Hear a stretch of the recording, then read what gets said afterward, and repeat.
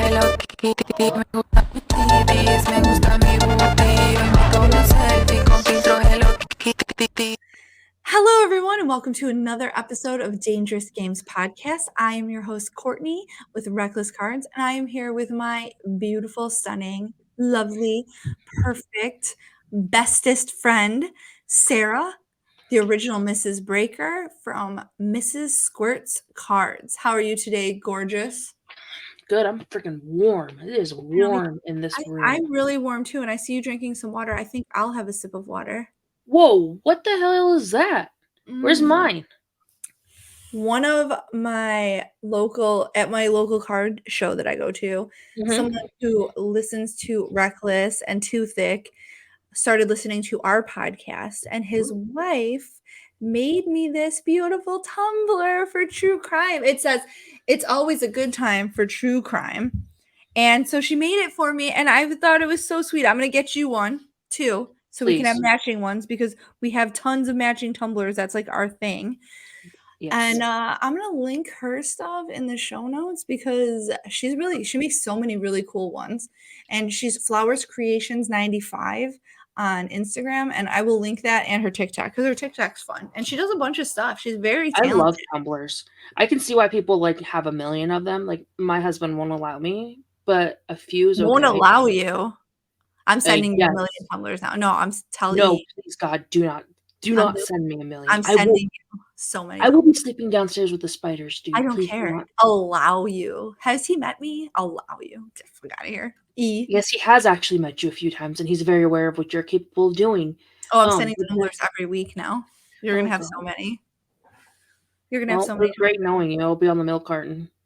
You can come stay here with me. I have extra room. Can you make me a tumbler on a milk carton?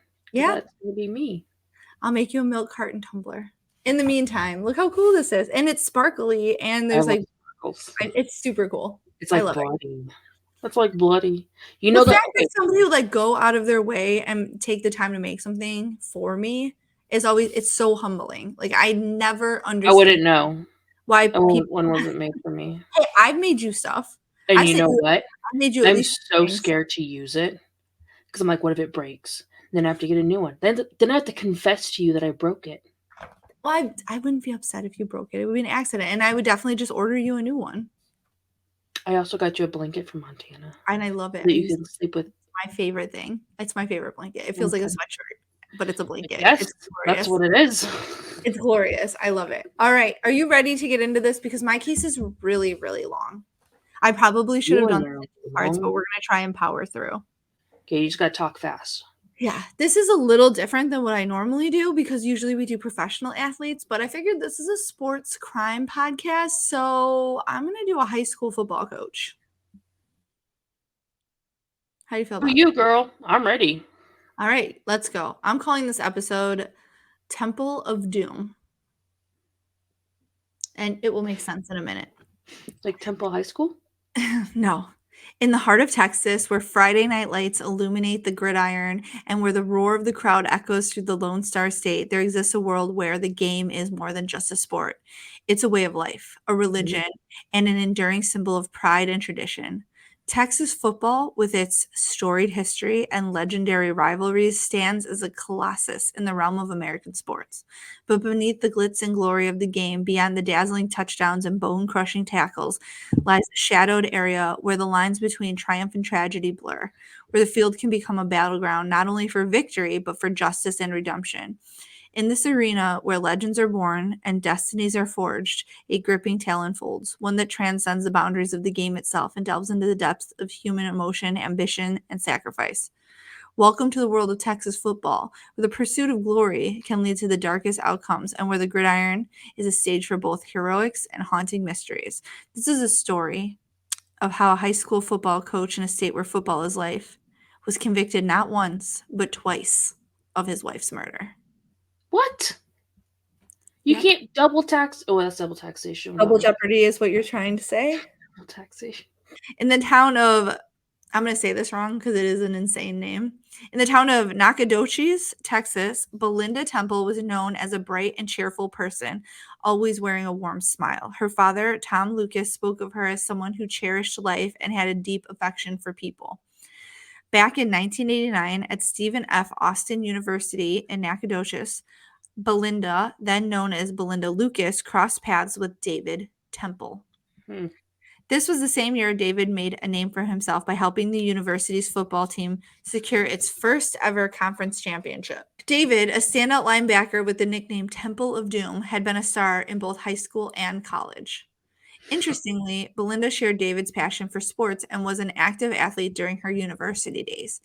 Their shared interest in sports likely played a role in their attraction to each other, as noted by Andy Cahan, Director of Victim Services and Advocacy at Crime Stoppers Houston and a spokesperson for the Lucas family. He remarked Belinda was quite the athlete, and I'm sure that's probably what attracted David to her, being the sports star that he was and a big man on campus. This background sets the stage for their relationship before the subsequent events unfolded. Their love story unfolded swiftly, and in the blink of an eye, David and Belinda Temple found themselves deeply in love. After just a year of dating, their connection was so strong that they decided to take the next step and become engaged. It was a monumentous occasion, and David Temple chose a location close to his heart for the proposal, the very football field where he had earned his athletic acclaim. It's kind of like, nah, right? Cute though. If you're going to propose on the football field, it's like really making it about like himself. But she said yes. And it's So cute too. Okay. you thought it was cute? Well, I mean, like you can't like diss the next guy in line that might do that. Like I might still diss if them. It's like people who propose at baseball parks with like, "Will you marry me?" on the thing. I think that's so lame. but if they both enjoy it, then that's not necessarily a diss. I guess to each their own. For me personally, I'd be like, "You're proposing to me on the football field. Like, I don't even like I mean, this." I wouldn't like it either, but I think like if it's the right situation or right two atoms make a atom. I don't know if these two were the right atoms though. Oh shoot. So maybe it wasn't bad juju. Their journey continued as they both pursued master's degrees in education, showing their shared commitment to personal growth and learning. The next chapter in their lives was the arrival of their first child, Evan Temple, in 1995. With the birth of their child, they entered the realm of parenthood, embarking on a new adventure together. Shortly thereafter, the couple made a pivotal decision to move back to David Temple's hometown of Katy. Katy, a serene town renowned for its rice farms, railway heritage, and the esteemed title of waterfowl hunting capital of the world, offered them a tranquil and welcoming environment. In Katy, the community was close knit, Yep. where neighbors exchanged friendly waves, and it was a place where the Temples began to lay down the foundation for their life together. Both Belinda and David embarked on careers in the field of education. Belinda, with a warm and nurturing personality, took on the role of a special education teacher at Katy High School, a school with special significance as it was her husband David's alma mater. Meanwhile, David Temple followed his passion for football and education by becoming a teacher and a football coach at Alief Hastings High School. In the summer of 1998, their lives took another exciting turn. Belinda Temple discovered that she was expecting a baby girl, and they decided to name her Erin. That's As cute. dedicated and caring parents, the news of another child on the way was met with open arms and hearts. It was clear to their friends that the Temples were committed to providing a loving and nurturing environment for their growing family. Belinda Temple's anticipation for her impending bundle of joy knew no bounds. Filled with excitement and love, she took it upon herself to create a cozy nursery in their home. With her own hand, she painted the room a radiant and cheerful shade of bright yellow. The burst of color would undoubtedly become a source of warmth and happiness for the new addition to their family. That's awesome. I know. According to Natalie Scott, a former neighbor, Belinda's enthusiasm was palpable. In early January, as she gave Natalie a tour of the baby's room, she shared the exciting news that Erin was due to make her debut in less than a month. So Oh, she was 8 months pregnant. The wow. anticipation in the air was electric as they eagerly awaited the arrival of their baby girl. And Belinda's meticulous preparations reflected the immense joy she felt at becoming a mother once again. On the fateful day of January 11th, 1999, a concern arose when Evan Temple's daycare called his mother, Belinda, to inform her that he wasn't feeling well. The daycare staff requested that she come and pick him up. However, Belinda had a very busy schedule ahead of her, so she immediately tried to reach her husband, David, who was at work. At first, her attempts to contact were in vain, and David remained unreachable. It wasn't until around noon that Belinda finally managed to get in touch with him. Frustration crept into her voice as she conveyed the situation to David. Stacy Nisley, one of Belinda Temple's friends, later testified at the trial, recalling the tense phone call. Stacy said she was just like, I don't know where he's at. He should be at work. I can't get a hold of him. It was probably the most frustrated I'd ever seen her. So that's like saying something. If she was like as chill as like just not being able to get a hold of him was like Right. making her like, I'd never seen her more frustrated than like this one, like, which seems, not really like that big of a deal. Belinda Temple promptly picked up Evan from daycare and brought him back home. Once her husband David arrived, she left and returned to school, likely with a sense of relief that they were attending their child's needs together. So she was frustrated, but he came home, she left, and she's like, phew. On the day in question, Belinda wrapped up her work around 3:30 p.m. and headed home. Before making her way back, she made a brief stop at her husband's parents' house to collect some homemade soup, perhaps a comforting gesture for the family. Upon arriving back at their home, David recounted that he left shortly after to take care of errands with their son, Evan. So this is the part that doesn't make sense to me. Evan came home sick from school. Belinda's home now. Why would he take Evan with him to go run errands if he's not feeling well? I don't know about you, but I've had, if Evan was 3 at this time, I've had a 6 3-year-old. The last thing I want to do is take him to run errands. Heck no. Nope. Not if I don't have to. This sequence of events suggests that Belinda and David were managing their daily responsibilities, but I feel like, David kind of made it sound like he knew that she's 8 months pregnant and he didn't want to leave a sick toddler with her or preschooler with her. So Maybe. I can see both sides. Yeah, I can see that too. The evening took a tragic and horrifying turn when, according to David Temple, he returned home at approximately 5:35 p.m. The scene outside their home was one of utter chaos. The gate was ajar, and it was evident that the window and the back door had been shattered. Panic gripped David as he realized something was terribly wrong. Clutching his 3-year-old son, Evan, who had been accompanying him on their earlier errands, he made the frantic dash across the street to their neighbor's house, Mike Ruggiero. For those who knew David as a typically reserved individual, his frantic knocking and urgency were starkly out of character. Peggy Ruggiero, Mike's wife, recalled the harrowing moment, saying, David is usually very quiet. So for him to come over and banging on the door, you knew something was going on. In a rush of desperation, David placed his son in Mike's arms and urgently implored him, call 911, someone's broken into the house. Mike tried to keep up, shouting for David to wait, but David was already sprinting back to their house. What he encountered inside was a nightmare beyond imagination. In their master bedroom closet, he discovered his 8-month pregnant wife, Belinda, lying lifeless, face down, with a fatal gunshot wound to the head. With trembling hands and a heart heavy with grief, David called 911 for help. The dispatcher on the other end of the line asked urgently, does she have a pulse? To this, David, overwhelmed by anguish, replied with a heart-wrenching despair, no, she's dead. Oh God, oh Jesus Christ. The devastating discovery revealed that Belinda had met a tragic end to her life, cut short by a shotgun blast to the back of her head. Wow. Investigators determined that the weapon used was a 12-gauge shotgun. A detail gleaned from the size of the wound, yet curiously, in their search within the house, they failed to produce a 12-gauge shotgun, leaving only 2 rifles in their possession. So whoever did this took the gun with them. Or he hid it. Well, I mean, they searched the house and they didn't find it. He must have hid it really well. Yeah. The murder shook the typically tranquil neighborhood to its core, transforming it into a hotbed of tension as law enforcement tirelessly sought the perpetrator. However, as the investigation delved deeper into the crime scene, it became evident that the initial appearance of a burglary was not aligning with the disturbing details uncovered at the scene. The mystery surrounding the murder began to deepen.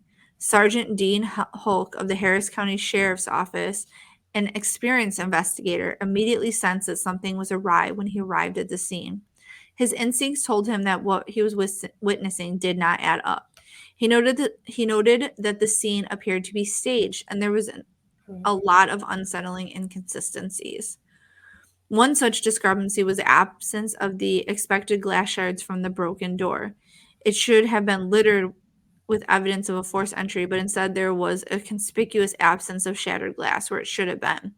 And strangely, there were glass fragments in places that there shouldn't have been. This irregularity raised suspicion about the authenticity of the break-in. Moreover, yeah, I mean, they always do this. People try to stage a break-in and they just always fail at it. They always fail at it. Well, you don't break it from the inside out. Rule number 1. Yeah. Moreover, the apparent burglary didn't align with the typical criminal behavior. Drawers had been opened, but their contents were left undisturbed. Valuables such as jewelry were left in plain sight and remained untouched. These details painted a perplexing picture that challenged the initial assumption of a straightforward burglary gone wrong. It was becoming increasingly evident that the scene had been manipulated or staged in some way, deepening the mystery surrounding Belinda Temple's tragic death. Investigators wasted no time bringing David in for questioning. He provided a statement claiming that his wife Belinda had returned home around 3:45 that day and had gone upstairs to rest. According to David, during her nap, he took their son Evan to the park for some quality time together before making a stop at the Brookshire Brothers grocery and subsequently heading to Home Depot. So if she really did come home and take a nap, it makes sense why he took Evan. Although I don't understand why he didn't just stay home and chill. You know, if he has a tired pregnant wife and a sick baby. However, the statement David Temple provided to authorities had inconsistencies that raised eyebrows. As former Harris County Detective Chuck Leithner later pointed out, there were discrepancies in David's account. One noticeable discrepancy was related to the name of the park they had visited. David gave 2 different names when asked to clarify, which further added to the uncertainty surrounding his statement. The timing of David Temple's actions on that day, as well as the timeline of Belinda Temple's death, would become pivotal aspects of the investigation and subsequent legal proceedings.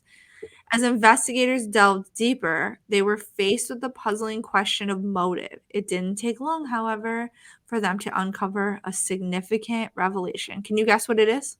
A mistress. David had been involved in an extramarital affair. No kidding. Casting a shadow of suspicion on him and leading the investigation down a complex and intriguing path. 4 days following this tragic murder, investigators conducted interviews with 3 children residing in the house situated behind the Temple's residence. These youngsters revealed that on the day of the incident, they had returned home from school and were engrossed in watching a movie. Suddenly, they heard a loud and startling noise akin to a gunshot. Remarkably, they even recalled a scene from the movie that was playing when they heard the ominous sound. And investigators had concluded that it occurred around 4:35 p.m. So based on what time they started the movie and the point of when they heard the gunshot, they could determine that it was like 4:35. Wow.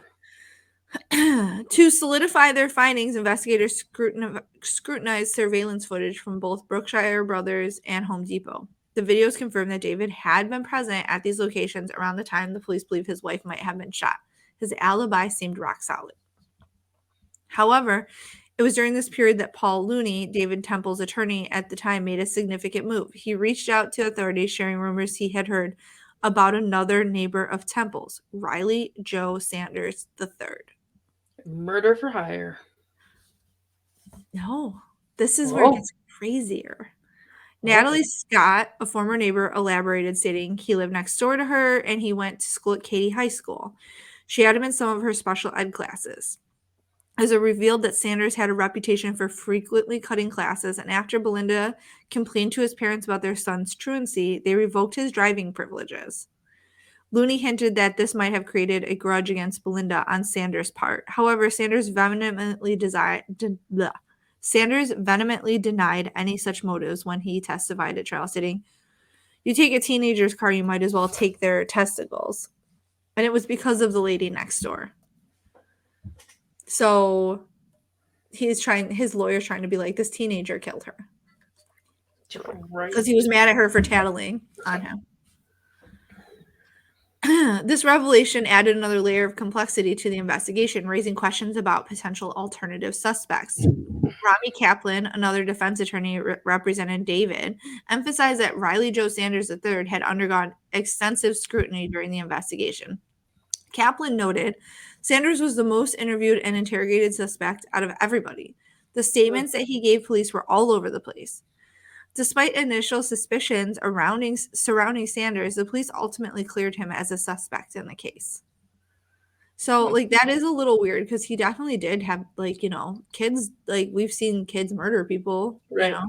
Over stupid stuff. Yeah. Stupider than that. Yeah. Continuing their investigation, the police sought insight from some of Belinda's friends. Their accounts painted a less than happy picture of Belinda's marriage. These revelations about the state of her relationship with David added complexity to the case, suggesting that there may have been underlying issues within their marriage that could potentially shed light on the events leading to her tragic death. Yeah, he was banging someone else. That's definitely adding a layer of issues. Oh. Marianne Norwood, a friend of Belinda Temple, recalled that their time together with fondness. She described Belinda as someone who laughed and engaged in conversation and made every moment enjoyable. However, she also shared an unsettling anecdote, saying, "One time I do remember we were eating, and there was about that time that the Macarena was popular, and we were all at the table doing this and everything, and all of a sudden she just stopped. I looked over and he was looking at her." Marianne's account hinted at a controlling dynamic in Belinda and David's relationship, suggesting Belinda often felt compelled to comply with his wishes. So, like, apparently doing the Macarena was, like, against his rules, according to her friend. Oh my God. David's behavior also raised questions. Quentin Harlan, who had coached football alongside Temple, testified that David had begun spending an increasing amount of time away from home. He mentioned that Temple often frequented happy hours, bars, and strip clubs. These revelations painted a picture of a marriage strained by both control and distance, providing further context for the investigators as they delved deeper into the case. So he was banging people, he wasn't going home, she was pregnant and unhappy. It sounds miserable. Yeah, it sounds like a storm waiting to happen. Yep. The investigation into Belinda's murder took a startling turn when detectives uncovered David's affair with Heather Scott, a colleague at Hastings' ninth grade grade center. The relationship had begun shortly before Belinda's tragic death, and initially both David and Heather downplayed the significance of their involvement. However, as investigators pressed further, the affair gradually came to light. Tara Engler, Heather Scott's former roommate, testified in court about David's growing presence in their lives. She noticed that he began to visit more frequently, even coming over to their townhouse on occasion. His behavior suggested a deep fondness for Heather, and he was exceedingly complimentary and attentive to her. So he's like being a dick to his wife and like hanging out with this other girl, just being exceedingly complimentary. What a dick. Usually what happens. It really is. It's disgusting. But it's like they find one thing wrong with what they have to make what the new thing is that 10 times better. Oh, yeah. It's a whole 80-20 thing. You get 80% of something from somebody, but that 20% is what looks appealing in somebody else. Correct. By the time the holidays arrived, David's relationship with Heather had escalated. In a troubling deception, he lied to his wife, telling her that he was going on a hunting trip, when in reality he was spending time with Heather. So he lied about where he was going for the holidays to go hang out with his mistress instead of his wife, his pregnant wife, and his child. Of course. Why not? You're going down a slippery slope, just keep going. Heather later testified during David's trial that she felt guilty about dating a married man. Good. A week before this woman, more of this is going to make you so mad. You're going to be so mad. A week before Belinda's murder, she expressed her desires to end the relationship. So she's now saying, like, I'm guilty. I feel guilty about being with you. You're married. I want to end things. And then a week later, Belinda gets murdered. Yeah, whatever. However, she and David ultimately confessed their love for each other only a few days Oh my later, God. further complicating the dynamics surrounding this. So she's like, "Oh, I feel guilty. But I love you. I need to break up with you." And then his wife gets murdered. So he killed her and like for her. Like he killed his wife to show her that she's everything and that he wants just her. Despite these revelations, police were unable to definitively link David to the murder, and the medical examiner could not determine the precise time of death. In the years following Belinda's tragic murder, law enforcement pursued various leads and avenues. They even erected a billboard offering a reward for information leading to the arrest of Belinda's killer. They conducted forensic tests on David Temple's shoes for blood and glass with negative results and sent both Belinda and David's clothing to the FBI crime lab for further analysis, though they were aware it could take time to receive results. In a surprising development, in June of 2001, a little over 2 years after Belinda's death, David and Heather got married. Further complicating this, because now she's married, she's his wife. God. A significant breakthrough occurred in the investigation 4 years after Belinda's tragic death. The long-awaited FBI crime lab results. 4 years. So when you guys, when you watch SVU and Right. like Law and Order and CSI, and it always seems like they just do it right away. It takes 30 minutes. It takes years. Yep. Years for this. 4 years this woman has been dead. Her husband is remarried. Her son is 7 years old now. Her baby's dead. Right. I was about to ask you. Yeah. The baby did not survive. Aaron died. The results indicated gunshot residue discovered on the clothing worn by Belinda on the day of her murder matched the residue found on the clothing worn by David that very same day. No shit. He didn't go on a hunting trip, so why does he have gun residue? And it's the same residue. Hmm. This critical piece of forensic evidence was a significant turning point in the case, as it established a direct link between David and the crime scene. The matching gunshot residue raised serious questions about his involvement in Belinda's murder and began to tilt the scales of suspicion firmly in his direction. So he tried to have his lawyer blame a teenager, knowing that the gunshot residue on his shirt matched her. And he was I'm gonna frame this teenage kid, the neighbor. How fucked up is that? Well, because the teenage kid wouldn't get life because he couldn't be tried as an adult. It doesn't. It's still That's what a lot of people do. It's so crazy. disgusting. Yep. David's legal journey took a significant turn when he was arrested in November of 2004, several years after the tragic murder of his wife. The case eventually went to trial for the first time in 2007. Wow. No. 9 years. During the trial, David's defense team mounted a strong challenge to the gunshot residue evidence. They raised concerns about the integrity of the forensic analysis, suggesting that the FBI lab where the analysis took place was compromised due to a shared ventilation system with a nearby shooting range. According to the defense, that this shared ventilation system allowed gunshot residue from the shooting range to circulate through the lab's air system, potentially contaminating the forensic evidence. Are you shitting me? No, that was their defense. That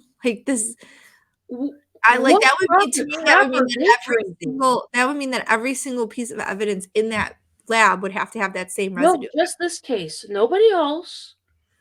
Use the defense of he came in and he tried to give her CPR and it just transferred from one thing to another. But the ventilation are you crapping me? So does every piece of evidence in that FBI lab have the same evidence, the same gunshot residue on it? I want to know what they're smoking because that sounds like some good shit. Because that is the dumbest thing I have heard.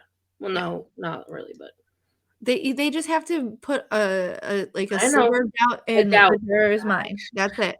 Yep. Remarkably, the defense argument found favor with the judge, who ruled in their favor.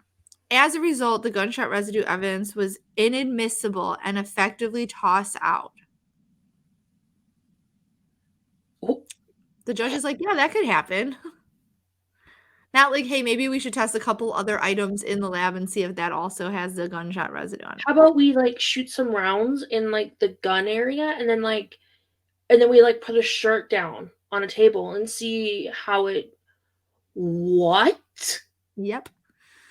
This ruling was a significant development and had a considerable impact on the course of David Temple's trial and legal proceedings. The prosecution's case against David continued to unfold, with motive playing a central role. They argued that David, trapped in an unhappy marriage, had found motivation in his extramarital affair with Heather to eliminate his wife, Belinda. It's literally the smoking gun in this situation. And they can't even use the evidence. Yep. Following a lengthy legal battle, the first trial culminated in a conviction. The jury found David Temple guilty of murder and sentenced him to life in prison, marking the end of a grueling legal process. So even without that, they still found him guilty. But you said he got tried twice.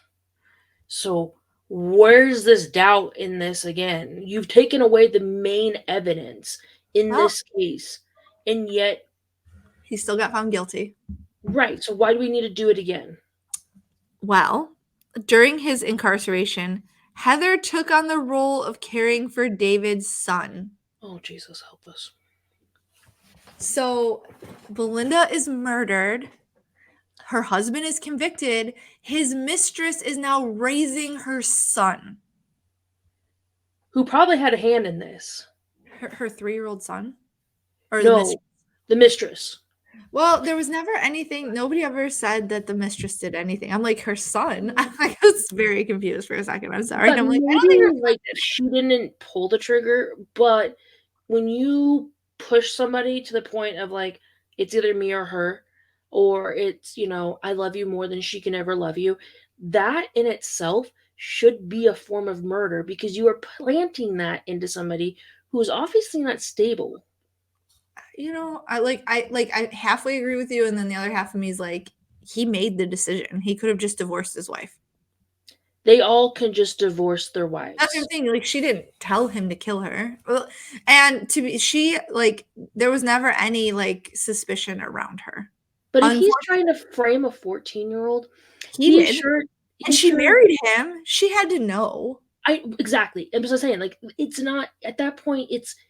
He's gonna take it to the grave, and he's not gonna put her up there. So even if she did say, "Hey, just take her out. Let's get her out of here," then it's just you and me, and we can raise this kid together, and we'll be as happy as we want to be.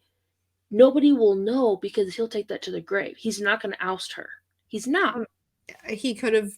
I don't know. He tried. Maybe he would want to. You remember with Joey Buttafuoco, he had no problem letting Andy Fisher take the fucking fall for him. I don't believe it. This guy's crazy. So, move on. So, despite any initial misgivings in their relationship, Heather proved to be a nurturing and dedicated caregiver for Evan. David's defense attorney, Romney Kaplan, acknowledged Heather's contribution, stating Heather, for all of her misgivings in the beginning of the relationship, turned out to be a wonderful woman who did a lot of great things and raised Evan to be a wonderful guy. So she did step in. Like, if you can assume she didn't know and she really believed him that somebody broke in or the neighbor kid, like if she really, really blindly believed this man, she raised this dead woman's son while his father was in prison. I just don't understand why any of her family didn't like step in and take him. I don't know.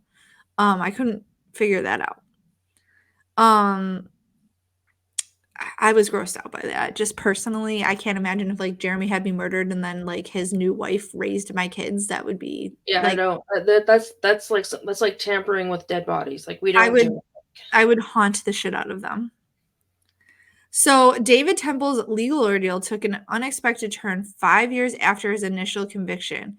His trial attorney, Dick DeGuerin, received a call from Daniel Glasscock, a friend of Riley Joe Sanders. Glasscock shared disturbing information, alleging that he heard Sanders confess to being involved in a murder shortly after Belinda Temple's tragic death. So again, we're going back to this 16-year-old kid the ninth grade, so 14, 15-year-old kid. He's older now. Obviously, he's an adult at this point. The startling claim became a pivotal point in David's defense team's appeal. According to Greg Maslow, a former reporter for the Houston Press, Glasscock detailed that he had been at Sanders' residence when he overheard Sanders talking about a burglary gone wrong. Sanders reportedly mentioned having to shoot a dog and hide it in a closet during the course of this conversation. The revelation of this potential confession by Sanders opened up a new avenue for David's legal defense, prompting further investigation and legal proceedings to revisit the case and assess the validity of this claim. Daniel Glasscock's belief that the word dog may have been coded reference to Belinda, adding a potentially significant dimension to the case. So that's the dumbest thing I've heard. Yeah. It just gets dumber. I know. In light of this new information and possibility that crucial details had been withheld during David Temple's first trial, his defense team launched an investigation. Their aim was to determine if there was any undisclosed information that could have impacted the outcome of the initial trial. During this inquiry, an investigator from the district attorney's office made a startling discovery. Approximately 1,400 pages of offense reports, examinations, and other investigative material, including information related to Riley Jones Sanders, had not been properly disclosed to the defense during the trial. That's so bad. How about this? How about you get that crap if you want to like disclose it, but also the gun residue outfit is also admissible. Yeah. This revelation raised questions about fairness and completeness of the original trial and led to renewed efforts to reassess the case, including the potential involvement of Sanders and any other undisclosed evidence that may have been relevant to David Temple's defense. Armed with the disclosure of withheld evidence, David Temple's defense team argued that his conviction should be overturned. So, in all things being fair, 1,400 pages of undisclosed stuff by the prosecution is absolutely fucking abysmal and terrible, and his case should have been overturned just because of that. You cannot withhold evidence from the defense because then you can't defend yourself. That's but really that's prosecutorial misconduct is that's like child's play. They should have known better, and immediately they screwed their own case by doing that. But at the same time, then they need to open up the doors to allowing that unadmissible evidence be admissible. Like you can't. I'm not saying it's have right. it both ways. Correct. You can't say both sides knew about the gun residue, and the defense had no idea about these 1,400 pages of evidence that the prosecution did not share. It's both a load of crap. It's a crappy handling of this case, honestly. Yep, absolutely. So in 2016, the Texas Court of Criminal Appeals agreed with this argument and granted him a new trial. After spending approximately 2.5 years free from incarceration, so once they agreed, he got to be released. So you can't stay in trial if they overturn it, you know. David had to go to a second trial, which commenced in July of the following year, so July of 2017. 2 decades after his wife's tragic murder. So it's been 2 decades. He went to jail. He's been out now for 2.5 years. However, it was during the second trial that an unexpected development occurred. Heather Scott Temple, who had stood by David during his legal battles, filed for divorce. This surprising turn of events added a layer of complexity to an already convoluted narrative. Throughout the second trial, David Temple's defense attorney made vigorous efforts to implicate Riley Joe Sanders in Belinda Temple's murder. Despite not recovering the murder weapon, investigators were able to determine that the shell used in the crime was a double-aught buckshot shell typically used for hunting deer, providing a potential lead in the case. The second trial offered a fresh opportunity to reevaluate the evidence and arguments surrounding Belinda's tragic death. During the second trial, Riley Joe Sanders' father provided testimony that he had given his son permission to use his shotguns whenever he wished to engage in shooting activities. So Riley, they're just saying he had motive. He hated Belinda for getting his car taken away. He had means of the shotguns. He was close in proximity. He said he shot a dog and hid her in the closet. David had motive. He had the gunshot residue. It's both like, look, they could easily either one be the one.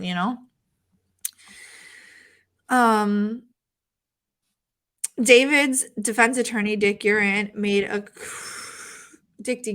made a crucial argument asserting that the wadding found in Belinda Temple was traced back to a federal shotgun shell from a 12-gauge shotgun. Importantly, DeGuerin contended that this was the same kind of shotgun shell that was in Riley Jones Sanders' shotgun. The revelation was seen as a potentially significant piece of evidence suggesting a connection between Sanders and the type of ammunition used in the crime. During his own testimony in the second trial, Riley Joe Sanders, now 37 years old, provided his version of events that day. Sanders claimed that he had skipped the final period of school with Cody Ray Ellis, a friend from their group, to smoke marijuana. Afterward, he stated that he dropped Ellis off at home and that a couple more friends subsequently visited his residence. Sanders further claimed that they had set out in search of more pot, but returned empty-handed. Upon returning to his home, Sanders asserted that his friends left him alone, and he eventually passed out. Sanders claimed that he was later awakened by his father and was shocked to find police and news crews surrounding the Temple's home. Sanders' testimony added another twist to this, offering a different perspective on his activities and whereabouts during the time of the murder.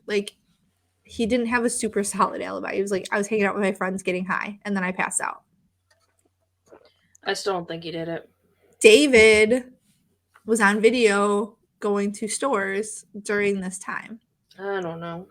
Riley Joe Sanders' testimony during the trial appeared to be marked by significant lack of recall regarding the Temples and the events surrounding Belinda's murder. This led to speculation about how his memory and his selective nature when it came to specific details that he could have implications for the case. It's ironic. He's like, I can't remember. Brian Rogers, the former legal affairs reporter for Houston Chronicle, commented on this phenomenon, noting that people involved in the case that span many years often struggle to recall certain details, particularly those that could be both helpful and detrimental to their situation. It's been 20 years. It's ridiculous. Yep. Despite the questioning of Sanders' memory, he has consistently denied any involvement in Belinda's murder and was never charged in connection with the crime. Law enforcement had cleared him as a suspect in the case. On the other side of the courtroom, prosecutors maintained their position that David was responsible for his wife's murder. They argued that at the time of Belinda's death, David had owned a 12-gauge shotgun and had been a hunter. Furthermore, it was established that during the trial that David's family possessed a 12-gauge shotgun, strengthening the argument that he had access to that type of weapon as well. Prosecutors contended that there was a window of time between David leaving the Brookshire brothers and arriving at Home Depot during which he could have potentially disposed of the murder weapon. This timeline formed a crucial part of their case against him, as they sought to prove that his opportunity and motive to commit the crime. The timeline of events surrounding Belinda's murder became a focal point of contention during the trial. While David initially told police his wife had arrived home at 3:45, his father testified differently at trial, saying that Belinda had been at their house until 3:55 before leaving with soup for her son. This testimony presented a challenge to the prosecution's timeline, because that's later now. Yep. Which gives him less time to do whatever he's going to do.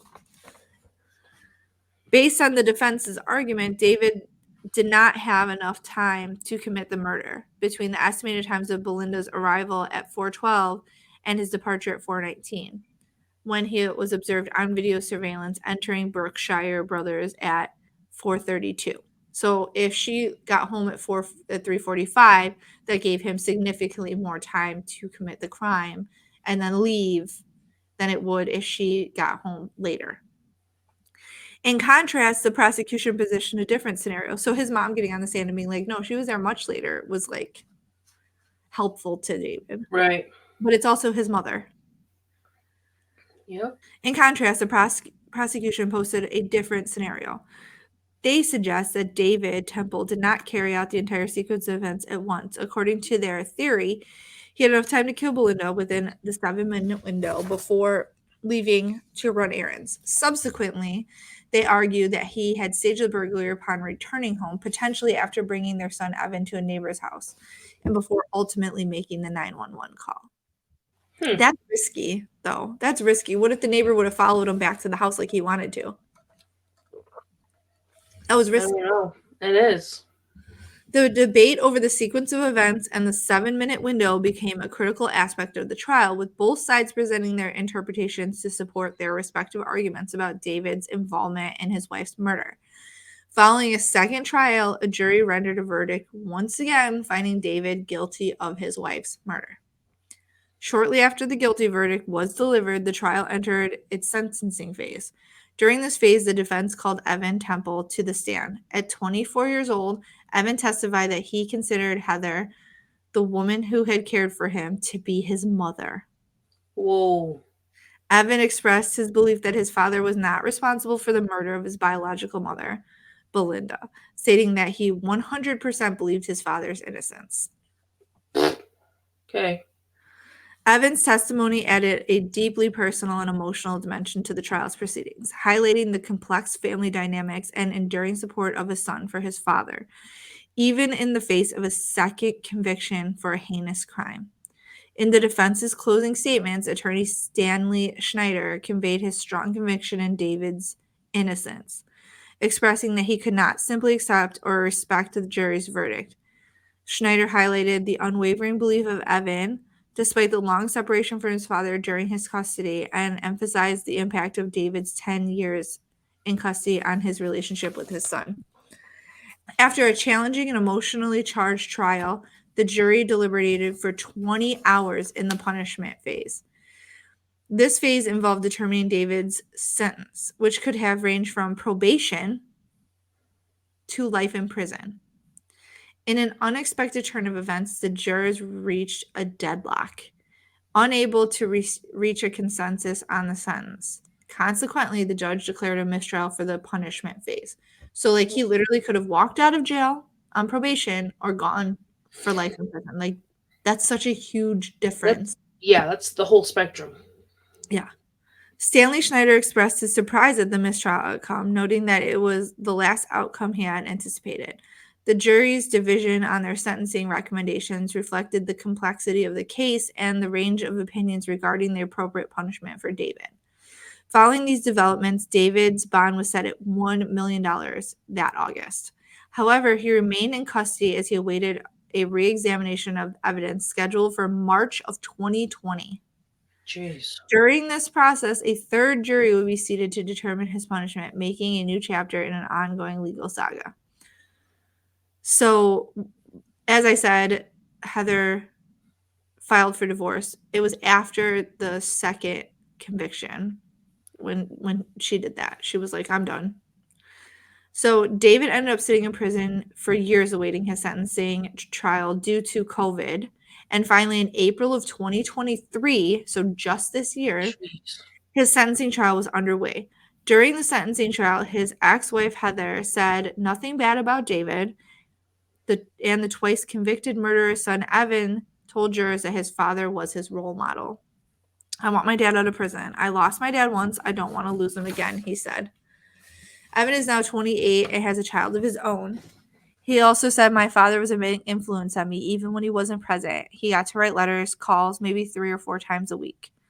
Prosecutors told jurors Temple's punishment should fit his crime, and they said someone who would murder his wife and unborn daughter should never walk free again. Ultimately, the jury agreed and sentenced him to life in prison. He is already appealing that sentence. Of course he is. So that is the end of that. No. That just angers me. Especially the woman who is the mistress then takes over mommy duties and then the son calls her mom and stands beside. Oh my god, whatever. It's not, I mean, he was a baby when this happened, and I I'm sure he know. does feel like she was his mom, and it sounds like she did a good job raising him as Well, far it as sounds like he's brainwashed too, because that's all he knows. And yeah, I don't know where her family is. It'd be nice to know. Like, I feel like if they were involved, maybe he wouldn't have such a one-sided feeling. I don't know.